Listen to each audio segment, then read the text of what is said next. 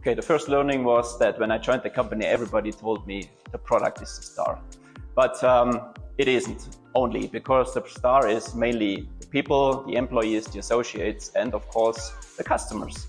So we do really care about people in the company. And during the first 2 years, I had to learn that with people, you can change everything in the company. You can make customers lucky, you can design good products, you have a good production environment, producing the products, and until the shipment and the service of the products, all is done by people. So my learning is WAGO heart and WAGO's core are the people. So the vision of the company is that we are the backbone of a sustainable and smart connected world. So in this sentence, almost everything is included. It means sustainable, so we do care about the environment, we do care about the quality of life of people.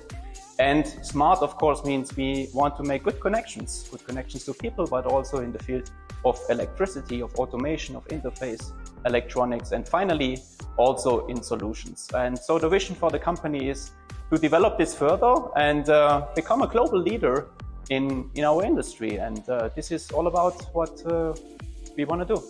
I believe, first of all, good leaders have to be good human beings. They have to live up to our company values, which is trust, reliability, loyalty, and of course, they need to be modern leaders. And modern leaders are entrepreneurs, are good coaches. They put their team in front of them, they stage their team, put them into the spotlight. And good leaders also go forward, so they are not hesitating, even if there is a risk. They are bold enough to make the first step and then coach and promote their team to follow up for a successful future. So this is what I'm looking for leaders for WAGO. So I think the pandemic was for every industrial business and especially for producing industry very difficult. So we had to overcome this situation by keeping the shortage at the distances in the offices, but also in the production environment. So it was complicated. We had basically to reinvent ourselves. So after, or in the meantime of the pandemic, we developed solutions to that. And we found ways how we can overcome this. And it's again all about people to find solutions, clever solutions. And we could ramp up during the production our output. So finally, during the pandemic of COVID, we could increase our output and further grow as WAGO with the highest growth that we have ever achieved in the company was in the last 2.5 years. So we can say today we are in a very good shape. One of our major challenges which is ahead of us is the internationalization of the company.